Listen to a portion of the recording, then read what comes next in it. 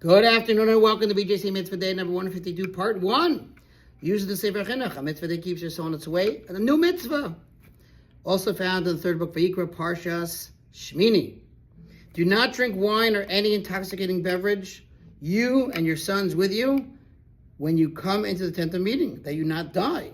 This is an eternal decree for your generations. Also, when you come to distinguish between the sacred and the profane, and between the impure and the pure, and to instruct the children of Israel all the decrees that Hashem had spoken to them through Moses. So the actual prohibition is entitled to prohibition to enter the temple or issue halachic rulings after drinking wine. Don't worry, I did not drink wine. Like the previous mitzvahs of this parsha, this mitzvah governs the behavior that is appropriate for avoda, for service to the temple in the Beis Hamikdash, and requires that a Kohen refrain from serving before God or entering the Beis Hamikdash, the holy temple, without a fully sober frame of mind.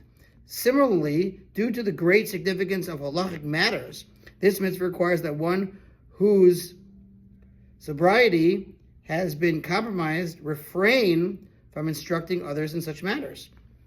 So, don't come to me on Purim, folks, okay? Purim is a mitzvah to drink. We are commanded that one who drank in a manner that intoxicates must refrain from entering the holy temple. And similarly, we are commanded to refrain from instructing, that is, to refrain from issuing a ruling in any matter of Torah law while a person is intoxicated. As it is stated, do not drink wine or any intoxicating beverage, you and your sons with you, when you come to the tent of meeting, that you not die. This is an eternal decree for your generations, as we said before.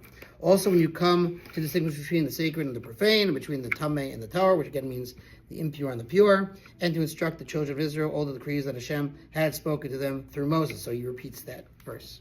The Hachinuch sets forth the parameters of the mitzvah based on the words of the sages.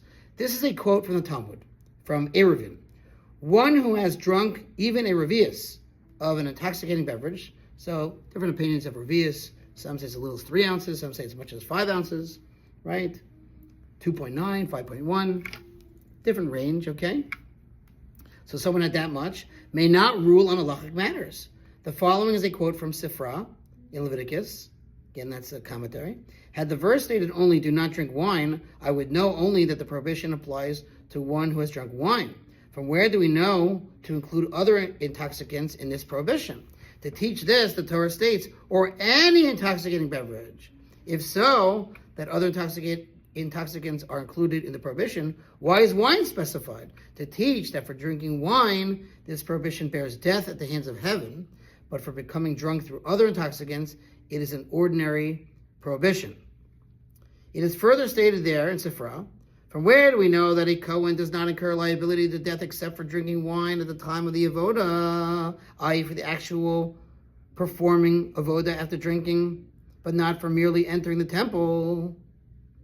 To teach this, it is stated, do not drink wine or any intoxicating beverage, you and your sons with you, when you come to the tent of meeting, that you not die. By specifying you, i.e. Aaron and your sons, the Kohanim, the verse indicates that this penalty applies only to one who transgressed in his role as a Kohen while performing the avoda, the service. Moreover, this phrase teaches that only you and your sons are subject to the penalty of death, for you're violating this prohibition through performing avoda after drinking wine. But Israelites are not liable to death for their violating this prohibition through issuing a halachic ruling after drinking. So the punishment is going to be different. We'll continue with this mitzvah, God willing, tomorrow. Have a wonderful day. God bless. To sponsor 36 100 for the gold.